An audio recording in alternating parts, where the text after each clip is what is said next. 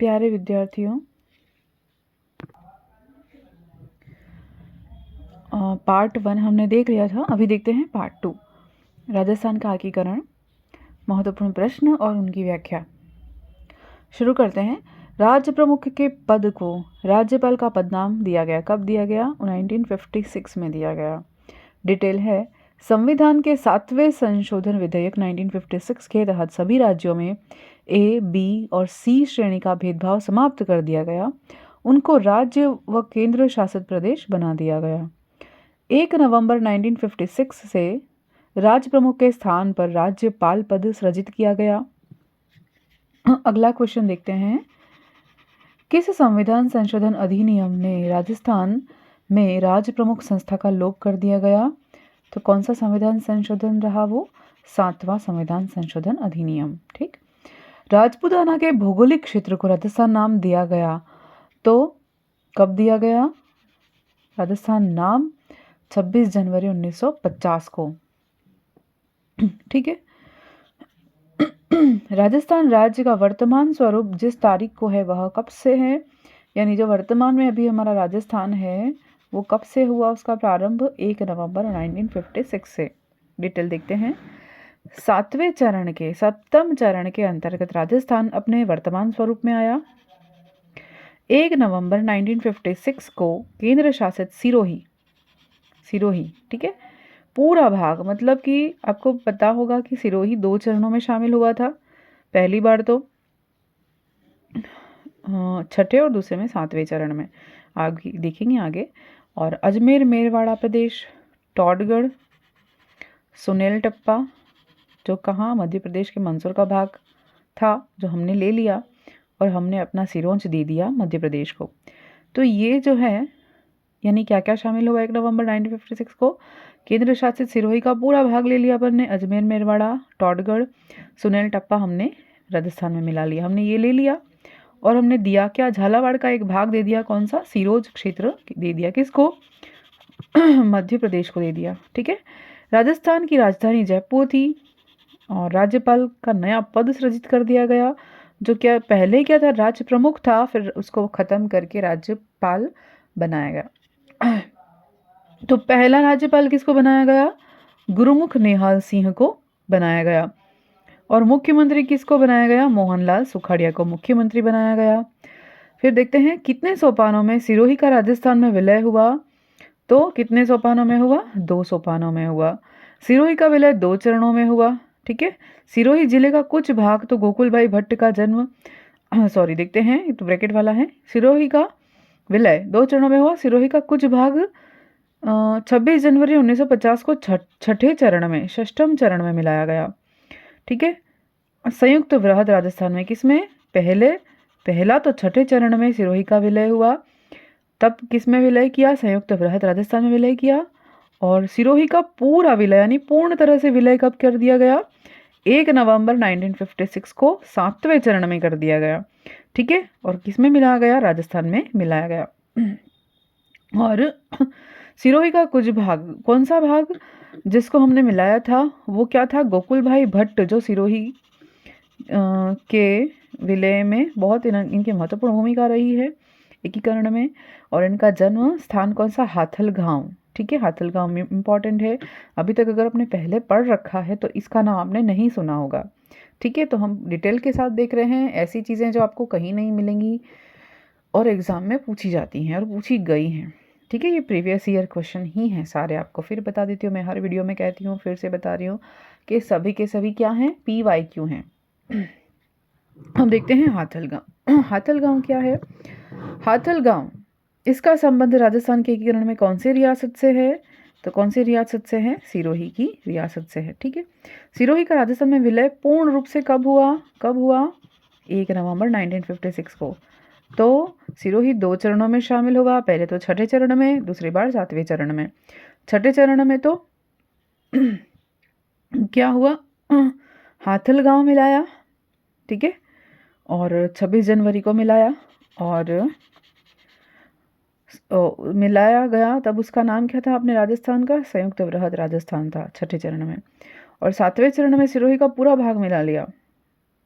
तो वो कब मिलाया? 1 नवंबर 1956 को मिलाया, तब उसका नाम क्या हो गया था? राजस्थान हो गया था। राजस्थान में पूर्ण विलय 1 नवंबर 1956। फिर ठीक है, भारत सरकार ने 5 जनवरी 1949 को सिरोही का प्रशासन सरकार किसको सौंपा? बम्बई को। भारत सरकार ने 5 जनवरी 1949 को सिरोही का प्रशासन किसको सौंपा था? 49 की बात हो रही है, ठीक है। तो प्रशासन सरकार किसको सौंपा था? बम्बई को सौंपा था। नेक्स्ट देखते हैं, सिरोही का राजस्थान में पूर्ण रूप से विलय कब हुआ? 1 नवंबर 1956 को हुआ। ठीक, सिरोही राज्य का शासक अल्पवयस्क होने के कारण शासन किसको दे दिया? राजमाता के नेतृत्व में इसका प्रबंध रीजेंसी काउंसिल द्वारा किया गया। 8 नवंबर 1948 को भारत सरकार ने सिरोही रीजेंसी काउंसिल से समझौता कर लिया, जिसके अनुसार 5 जनवरी 1949 को सिरोही का शासन किसको सौंप दिया? बम्बई को सौंप दिया। अभी देखा अपन ने, ठीक है, इसकी डिटेल थी।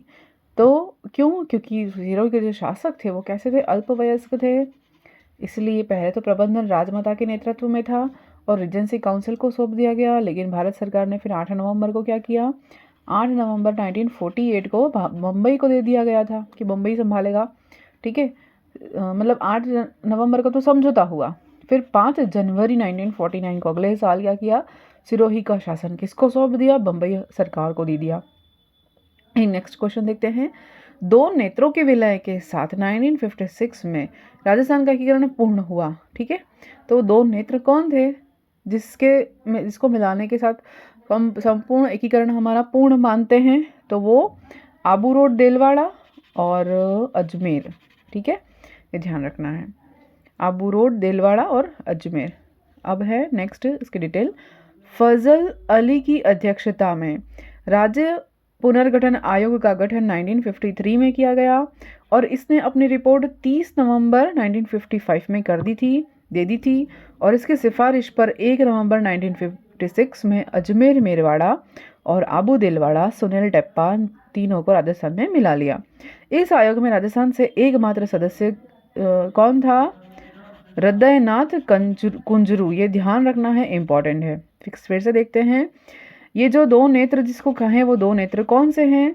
आबू रोड देलवाड़ा और अजमेर मेरवाड़ा, ठीक है। और उसके साथ तीसरा कौन सा मिलाया जो हमने किससे लिया? मध्य प्रदेश से लिया, तो सुनील टप्पा हमने लिया। तो फजल अली की अध्यक्षता में राज्य पुनर्गठन आयोग, ये ध्यान रखना है कौन से आयोग की सिफारिश पर मिला या कौन से आयोग का गठन किया? राज्य पुनर्गठन आयोग का गठन किया 1953, ध्यान रखना है, ठीक है। और इसने अपनी रिपोर्ट कब प्रस्तुत की? 2 साल बाद, 30 दिसंबर 1955 को, ठीक है। अब उन्हें रिपोर्ट तो दे दी, सिफारिश भी हुई और उसकी सिफारिश पर फिर क्या हुआ? 1 नवंबर 1956 को फाइनली अजमेर मेरवाड़ा पहला नेत्र, आबू दिलवाड़ा दूसरा नेत्र और सुनील टप्पा जो एमपी से लिया था वो हमने किस में मिला लिया? 7वें चरण में राजस्थान में मिला लिया। और इस आयोग में पूरे भारत में से राजस्थान में एकमात्र सदस्य थे और इस एकमात्र सदस्य का नाम क्या था? हृदयनाथ कुंजरू, ठीक है। अब नेक्स्ट क्वेश्चन है, राजस्थान एकीकरण के 7वें चरण में यानी 1 नवंबर 1956 में किन क्षेत्र को सम्मिलित किया गया? तो आबू अजमेर दोनों को सम्मिलित किया, ठीक है। राजस्थान एकीकरण के 7वें चरण में 1 नवंबर 1956 को क्या शामिल किया गया? अजमेर मेरवाड़ा और आबू दिलवाड़ा, ऐसे याद रखना, अजमेर मेरवाड़ा आबू दिलवाड़ा, अजमेर मेरवाड़ा आबू दिलवाड़ा, ठीक है। किसकी सिफारिश के आधार पर आबू दिलवाड़ा तहसील को राजस्थान में मिलाया? तो अभी देखा अपन ने, फजल अली की अध्यक्षता में कौन सा आयोग था? राज्य पुनर्गठन आयोग 1953, ठीक है। नेक्स्ट है, किस आयोग की सिफारिश पर माउंट आबू और अजमेर मेरवाड़ा का विलय राजस्थान में किया? तो आयोग पूछे तो राजस्थान पुनर्गठन राज्य आयोग और अध्यक्षता पूछे तो किसकी सिफारिश पूछे? तो फजल अली। और किस आयोग की सिफारिश पूछे? तो राजस्थान पुनर्गठन आयोग। अब है नेक्स्ट है, राजस्थान को सुनील टप्पा में किसकी अनुशंसा पर मिलाया? तो किसकी अनुशंसा पर? राज्य पुनर्गठन आयोग की अनुशंसा पर, फजल अली की अध्यक्षता में। अजमेर मेरवाड़ा का राजस्थान में विलय हुआ कब हुआ? 1 नवंबर 1956 को हुआ। राजस्थान का सिरोज क्षेत्र है ना, वो तो किसको दे दिया? मध्य प्रदेश को दे दिया। और मध्य प्रदेश में मंदसौर जिले का कौन सा था? सुनील टप्पा, है ना। कहाँ का था? भानपुरा तहसील का सुनील टप्पा क्षेत्र राजस्थान के झालावाड़ में मिला लिया, ठीक है। कोटा जिले का उप संभाग क्षेत्र था कौन? सिरोज, कोटा का था, ठीक है, तो किसको दे दिया, एमपी को दे दिया, क्योंकि हमने वहाँ से एक लिया। कब मिलाया, 1 नवंबर 1956 को मिलाया। सिरोंज पूर्व में टोंक में परगना के रूप में शामिल था। ठीक है, अब किसने माउंट आबू के राजस्थान में विलय में महत्वपूर्ण भूमिका निभाई, तो सिरोही के लिए किसका नाम आएगा, गोकुल भाई भट्ट का नाम आएगा। नेक्स्ट देखते हैं, राजस्थान में अजमेर के विलय के समय वहां मुख्यमंत्री कौन था। अजमेर जब विलय जब हुआ तब वहां का मुख्यमंत्री कौन था, हरिभाऊ थे। ठीक है, उपाध्याय। फिर राजस्थान गठन के समय अजमेर मेरवाड़ा, ये दिख रहा है इधर, हाँ, गठन के समय मुख्यमंत्री कौन था, हरिभाऊ उपाध्याय। राजस्थान गठन के समय मेरवाड़ा अजमेर का राज्य में मिलाना न होने के कारण, यानी विलय न होने के कारण क्या हुआ था, वहां एक पृथक विधानसभा बन गई थी जिसे धारा सभा कहते थे। तो क्या इसकी डिटेल है कि राजस्थान गठन के समय क्या था, अजमेर मेरवाड़ा नहीं मिला था, तो लास्ट में मिला है ना। तो क्यों, क्योंकि वहां पर अलग अलग थी, तो पृथक विधानसभा थी वहां पर, जिसको क्या कहते थे, धारा सभा भी कहते थे। और ये कितने सदस्य वाली थी, 30 सदस्य वाली थी, और धारा सभा कहते हैं ना, धारा सभा। फिर 1 नवंबर को जब मिला लिया अजमेर मेरवाड़ा को, तब विलय हो जाने पर राज्य विधानसभा के सदस्यों की संख्या कितनी हो गई, 190 हो गई, क्योंकि इसके पास 30 है। इसे कौन सी श्रेणी का राज्य बना दिया गया, बी श्रेणी का राज्य बना दिया गया, है ना, रखा गया राजस्थान। अजमेर मेरवाड़ा का प्रथम एकमात्र मुख्यमंत्री कौन था, हरिभाऊ उपाध्याय। अजमेर मेरवाड़ा का एकमात्र मुख्यमंत्री कौन था, प्रथम हरिभाऊ उपाध्याय थे। ठीक, अब नेक्स्ट क्वेश्चन है, अजमेर राज्य के प्रथम मुख्यमंत्री कौन थे, हरिभाऊ उपाध्याय। ध्यान रखना है। एकीकरण के समय किस मारवाड़ नरेश ने पाकिस्तान में मिलने का, ये कौन थे, जोधपुर के हनुमंत सिंह को कहाँ जाना था, पाकिस्तान जाना था। ठीक है, वो तो सरदार वल्लभ भाई पटेल की एकता के कारण। चलिए, एकीकरण के समय मारवाड़ नरेश हनुमंत सिंह ने पाकिस्तान में मिलने का प्रयास किया था। इस हेतु उन्होंने भोपाल के नवाब के माध्यम से जिन्ना से भी मुलाकात कर ली थी, और टोंक रियासत भी पाकिस्तान मिलने के लिए जाने वाली थी, पाकिस्तान में जाना था इसको। नेक्स्ट है, आगे आज़ादी के समय जोधपुर के कौन से शासक अपनी रियासत को एक स्वतंत्र इकाई के रूप में रखना चाहते थे, तो महाराजा हनुमंत सिंह अलग रहना चाहते थे, और उनको अलग होकर कहाँ मिलना था, पाकिस्तान में मिलना था। नेक्स्ट है, भारत संघ के अधिनिवेदन पत्र पर हस्ताक्षर करने वाले राजस्थान के प्रथम शासक, यानी सबसे पहली बार संघ में शामिल होना है राजस्थान में, भारत में, तो पहले कौन थे राजस्थान के शासक, वो थे, समझदार थे वो, बीकानेर के शार्दुल सिंह प्रथम। ठीक है, बीकानेर नरेश शार्दुल सिंह प्रथम हस्ताक्षर करने वाले प्रथम राजा थे। फिर नेक्स्ट है, 7 अगस्त 1947 को महाराजा शार्दुल सिंह ने, कब 7 अगस्त, डेट याद रखनी है, हस्ताक्षर कर दिए थे 7 अगस्त 1947 को। फिर नेक्स्ट है, किशनगढ़ के शासन में रियासती विभाग के आदेश अनुसार अधिनियम पत्र पर हस्ताक्षर किए, कब किए, 26 सितंबर 1947। तो किशनगढ़ रियासत कब मिली संघ में, 26 सितंबर 1947 को। फिर केंद्र सरकार के आदेश पर किशनगढ़ के महाराजा सुमेर सिंह ने कब, 26 सितंबर 1947 को किशनगढ़ रियासत का विलय अजमेर मेरवाड़ा के केंद्र शासित प्रदेश में करने के लिए विलय पत्र पर हस्ताक्षर किए, और बाद में प्रांतीय नेताओं के विरोध के कारण इसको रद्द भी कर दिया गया। तो किशनगढ़ किसमें, अजमेर मेरवाड़ा में मिल रही थी, तो पहले अजमेर मेरवाड़ा अलग थी, है ना, लास्ट में मिली है, तो वो शामिल तो नहीं हो पाई किशनगढ़। ठीक है, क्योंकि ठिकाना था, उसको पहले हमने मिला लिया था। अभी देखेंगे पूरा चार्ट अपन, उसमें देख लेंगे कि ठिकाने कब कब शामिल हुए, अभी क्वेश्चन आ सकते हैं। नेक्स्ट है, 1945-47 में अखिल भारतीय राज्य जनता सम्मेलन, AISPC, ठीक है, अखिल भारतीय राज्य जनता सम्मेलन किस स्थान पर आयोजित किया गया था, तो जिसमें केवल उन राज्यों या राज्यों के समूह को जिनकी संख्या न्यूनतम 50 लाख थी, ठीक है, और राजस्व 3 करोड़ या उससे अधिक का था, उनको ही स्वतंत्र या संघीय भारत में शामिल होने का दर्जा दिया। यानी स्वतंत्र इकाई किसको मानी गई, जिसके पास ज़्यादा जनसंख्या थी, जिसके पास ज़्यादा राजस्व था। ठीक है, कब आयोजित हुई है, 45-46 में, और कहाँ आयोजित हुई, उदयपुर में हुई, ध्यान रखना है ये। डिटेल देखते हैं।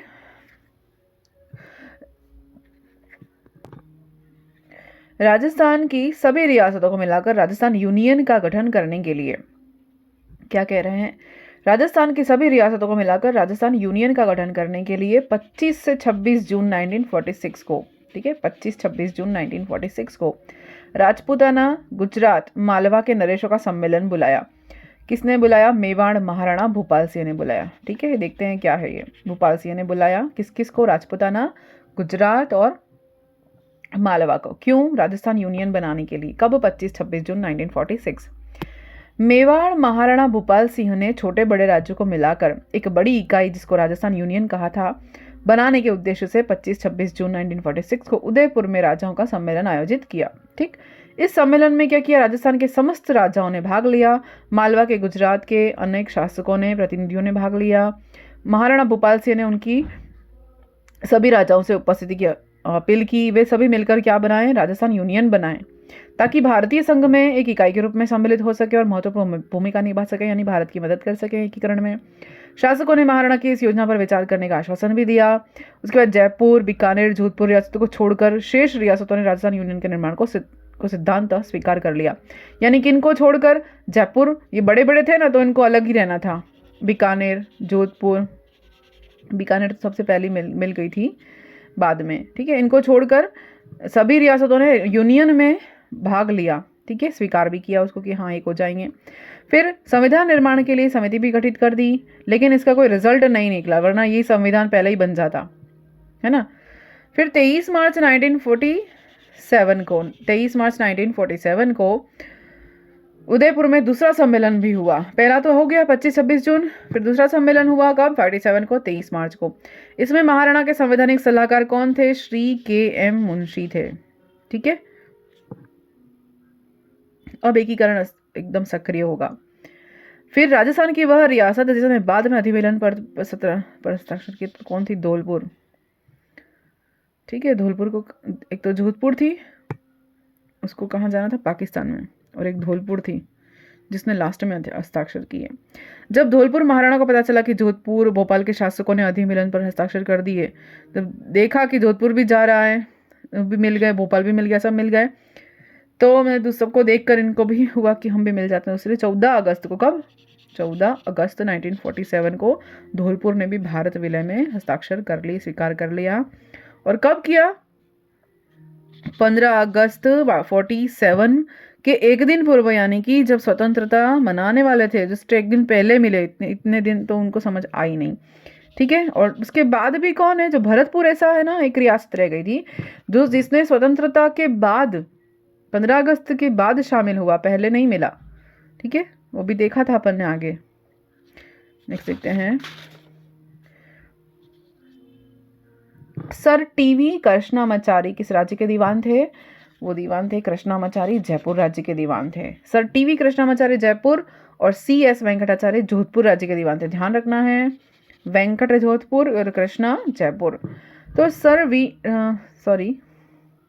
टीवी कृष्णामाचारी मूलतः तमिलनाडु के रहने वाले थे, और DP खेतान के निधन के बाद इन्हें संविधान की प्रारूप समिति में जगह दी गई, और 1961 में ये राज्यसभा के लिए भी चुने गए थे। ध्यान रखना है, टीवी कृष्णामाचारी जयपुर के दीवान थे मूलतः कहाँ के? तमिलनाडु के। और जोधपुर का कौन था? CS वेंकटाचारी। और प्रारूप समिति में शामिल किया गया। क्यों? क्योंकि DP खेतान की मृत्यु हो गई थी। फिर जयपुर से पहले राजस्थान की राजधानी कहाँ थी? जयपुर से पहले उदयपुर और कोटा थी, वो एकीकरण में पहले देखा ना अपन ने। फिर 30 मार्च 1949 को जयपुर राजधानी बनाई गई, है ना। ये राजस्थान जब बृहद राजस्थान बना था, जब राजस्थान दिवस मनाते हैं, तब जयपुर थी राजधानी।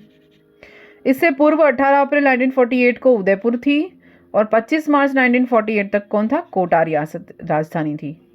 राजस्थान एकीकरण के समय रियासतों द्वारा संघ राज्य के निर्माण के लिए प्रयास किए गए। बीकानेर महाराजा शार्दुल सिंह लुहारू को विलय, ये नया नाम है, ठीक है। बीकानेर महाराजा शार्दुल सिंह लुहारू को विलय करने का इच्छुक थे।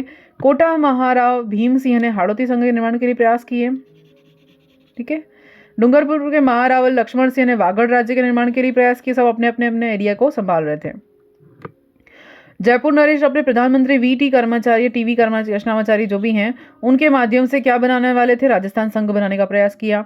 कोटा नरेश भीम सिंह ने डूंगरपुर के महारावल से भी इस दिशा में कदम उठाए। ठीक है, नव राजस्थान के एकीकरण में राजधानी के मुद्दे को हल करने के लिए कमेटी का गठन किया गया। इसके अध्यक्ष कौन थे? B.R. पटेल। नव राजस्थान को बनाने के लिए एक कमेटी बनाई गई जिसके अध्यक्ष कौन थे? B.R. पटेल थे। डिटेल देखते हैं। 1949 में सरदार पटेल ने राजधानी के मुद्दे को हल करने के लिए एक समिति बनाई जिसमें तत्कालीन पेप्सू के मुख्य सचिव B.R. Patel, lieutenant colonel H.C. Puri और H.P. सिन्हा सदस्य थे और इस समिति ने जयपुर को राजधानी बनाने का सिफारिश की। ठीक है, तो ये थे पटेल। नेक्स्ट देखते हैं। फिर दक्षिण राजपूताना के छोटे राज्य को एकीकृत करने के लिए कौन सा संघ बना दिया था? तो हाड़ौती भी देखा ना अपन ने, महाराव बहादुर सिंह। तो दक्षिण राजस्थान के लिए तो हाड़ौती तो कोटा महाराव भीम सिंह थे, ठीक है, लेकिन दक्षिण राजपूताना के लिए किसने प्रयास किए? छोटे छोटे राज्यों को मिला के, तो महाराव बहादुर सिंह थे।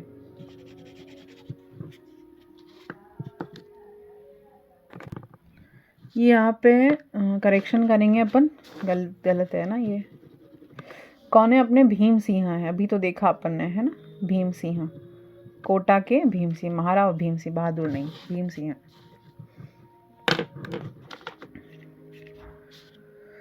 नेक्स्ट है कोटा के महाराव भीम सिंह कोटा, बूंदी, झालावाड़ को मिलाकर हाड़ौती संघ बनाना चाहते थे।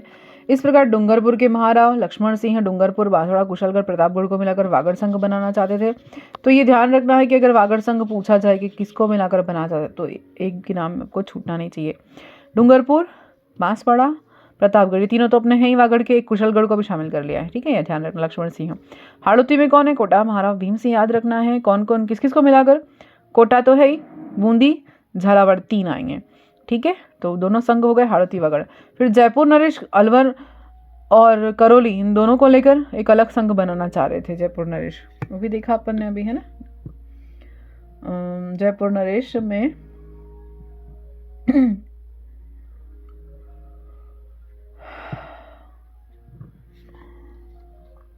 फिर देखते हैं राजस्थान की किस रियासत को पंडित जवाहरलाल नेहरू ने विश्व का 8वां आश्चर्य कहा? तो सबको पता है ये जैसलमेर है। क्यों? क्योंकि जैसलमेर का आवागमन कैसा है? दुर्गम, कठिन है, वहाँ पर जाना ही असंभव है। तो वहाँ प्रजामंडल से कोई मतलब लेना देना ही नहीं था। जैसलमेर प्रजामंडल आप नहीं पढ़ोगे कभी। क्यों? क्योंकि वहाँ के लोग भी कम हो, जनसंख्या घनत्व ही कम है और वहाँ जाना आना दुर्गम है, तो वहाँ को सर्वाइव करना इतना कठिन हो जाता है कि लड़ने के लिए कहाँ टाइम मिलेगा। फिर रियासतों से संबंधित समस्याओं के समाधान के लिए रियासती विभाग की स्थापना कब की गई? 5 जुलाई 1947 को की गई। 5 जुलाई 1940। रियासतों से संबंधित समस्याओं के समाधान के लिए रियासती विभाग की स्थापना ध्यान रखना है। फिर रियासत से संबंधित जितनी भी समस्याओं को समाधान करने के लिए रियासती विभाग बनाया गया, जो भी प्रॉब्लम है उसको सॉल्व करने के लिए, है ना। तो वो कब बनाई गई गठन? 5 जुलाई 1947 को। एक आप ध्यान रख सकते हो कि हम अपने जीवन से भी इसको लिंक कर सकते हैं कि जितनी सारी सुविधाएं और जितनी ज़्यादा हम सब कुछ सही और अच्छा मिलता है ना, तो प्रॉब्लम्स वहाँ ज़्यादा आती हैं। तो गलत कार्य करने की या गलत डायरेक्शन में जाने का या जो घर संभावनाएं होती हैं ना, वो सभी फेवरेबल कंडीशन में होता है। क्योंकि फेवरेबल कंडीशन में हमारे पास इतना टाइम, इतना पैसा और सब कुछ अच्छा होता है ना कि हम उस चीज़ का फिर गलत फ़ायदा उठाने लग जाते हैं। तो यहाँ पर जैसलमेर में लोगों को सर्वाइव करने के लिए तो इतनी कठिनाई होती है, वो कहाँ प्रजामंडल में शामिल होंगे? गलत नहीं है प्रजामंडल, मतलब अपने हक की लड़ाई के लिए गलत नहीं है, लेकिन उनके पास लड़ने का कहाँ टाइम होगा जहाँ उनको इतनी दुर्गम स्थितियों में रहना ही कठिन हो जाता है। ठीक है, भौगोलिक स्थितियाँ ही ऐसी है ना जैसलमेर की। फिर देशी रियासतों के निपटारे हेतु 5 जुलाई 1947 को सरदार वल्लभ भाई पटेल ने उनके नेतृत्व में एक रियासती विभाग का गठन किया गया। इस विभाग का सचिव किसको बनाया गया? वीपी मेनन को बनाया गया। ध्यान रखना है आज़ादी से पूर्व नॉन सैल्यूट स्टेट, ये ध्यान रखना है। ठिकाने कौन कौन से?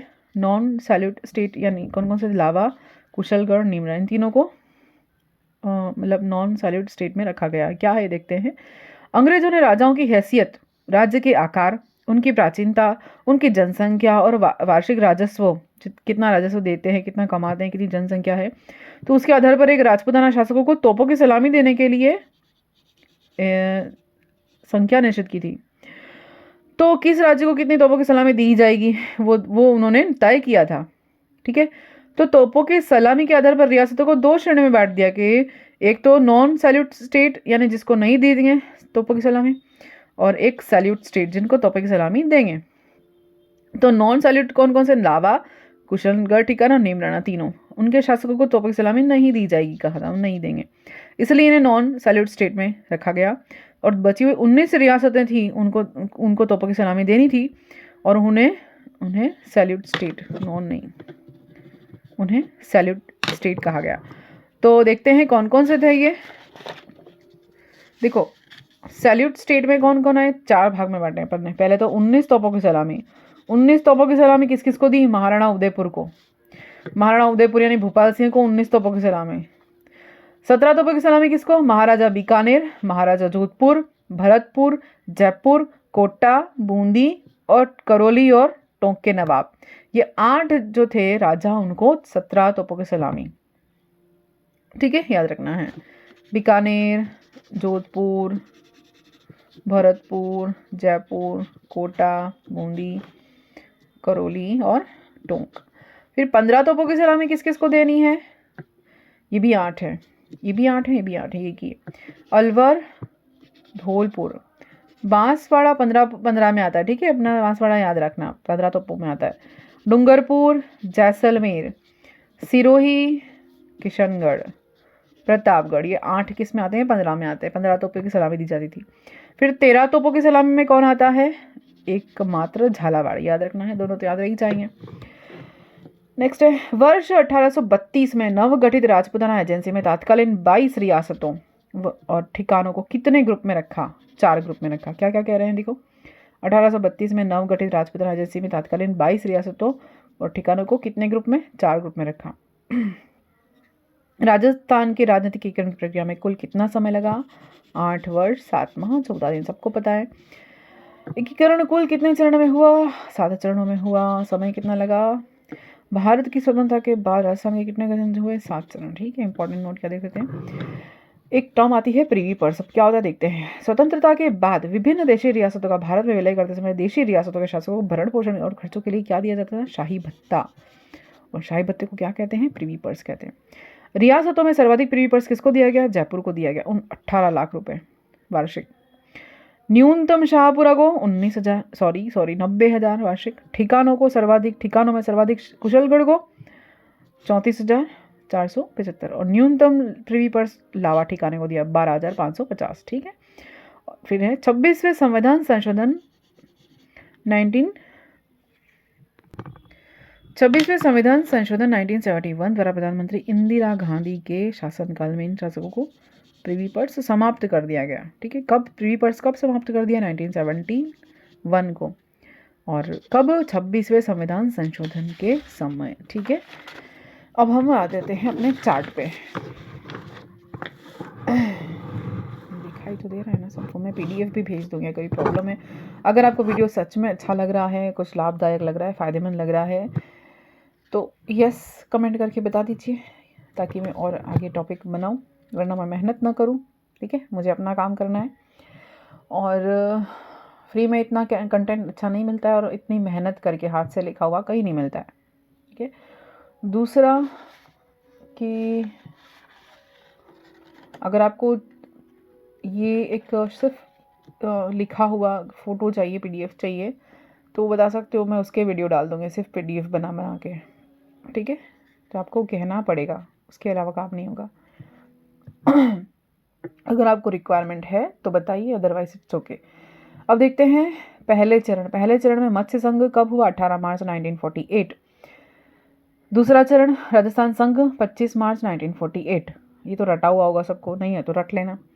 तृतीय चरण संयुक्त राजस्थान 18 अप्रैल 1948। चतुर्थ चरण बृहद राजस्थान 30 मार्च 1949, राजस्थान दिवस मनाया जाता है।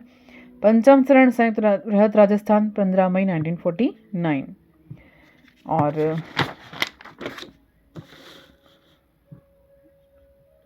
अरे ऊपर वाला गलत हो गया, तो यहाँ से देखें।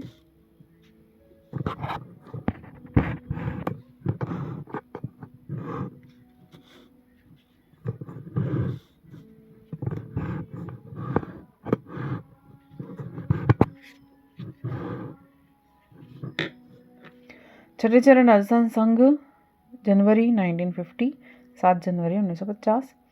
सप्तम चरण राजस्थान वर्तमान स्वरूप 1 नवंबर 1956। एक बार डिटेल लिख देते हैं।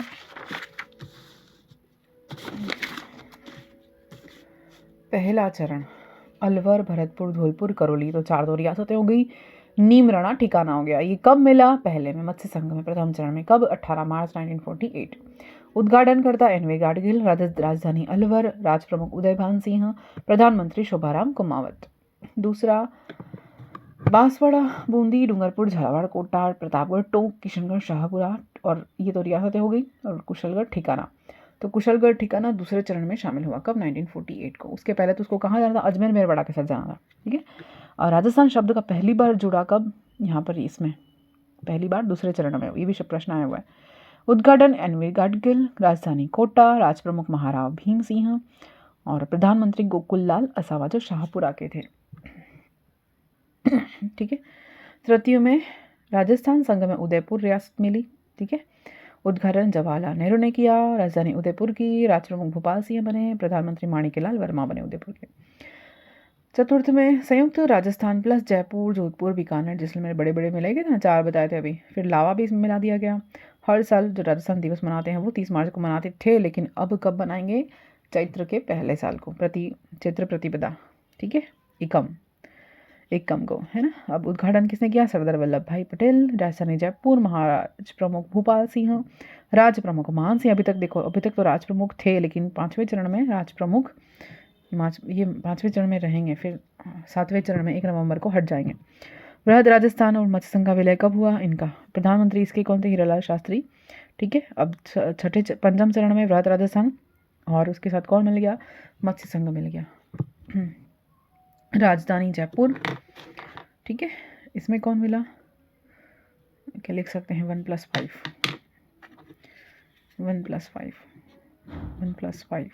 पहला चरण।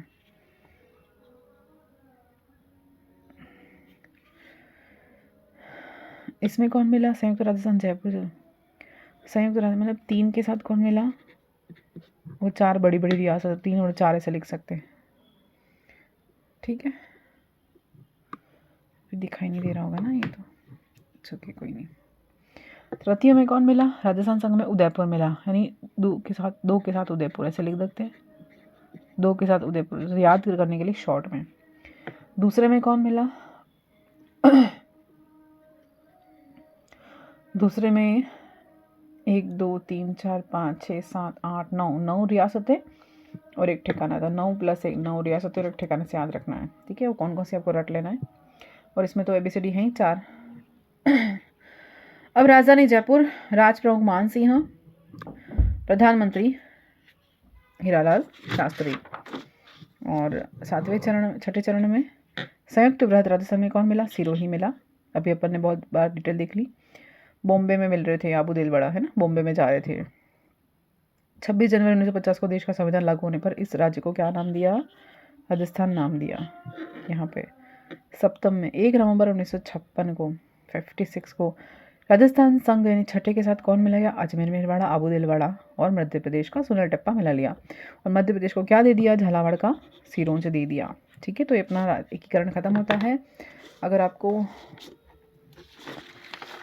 वीडियो अच्छा लगता है, इट्स इम्पॉर्टेंट, है ना, ये ज़रूरी है बोलना। मुझे भी लगता था कि जो यूट्यूब पे वीडियो बनाते हैं तो ये लाइक कीजिए, सब्सक्राइब कीजिए, ये अच्छा नहीं लगता कहना, मुझे तो बिल्कुल नहीं लगता। लेकिन आप ना करो। ठीक है। नहीं अच्छा लगता है तो डिसलाइक तो करो एटलीस्ट, ताकि सामने वाले को एटलीस्ट पता चले कि अगर आप सिर्फ देख रहे हो, पढ़ रहे हो, लेकिन उसको आगे वीडियो बनाने के नहीं बनाने, मोटिवेशन कैसे मिलेगा, है ना, कि और मेहनत से बनाए कि नहीं बनाए, अगर लिखे कि नहीं लिखे। नहीं तो हमारे पास और भी दूसरे काम है ना। तो अगर अच्छा लग रहा है तो एटलीस्ट यस टाइप कीजिए, लाइक कीजिए, ताकि मुझे मोटिवेशन मिले तो मैं और आगे बनाऊं। धन्यवाद।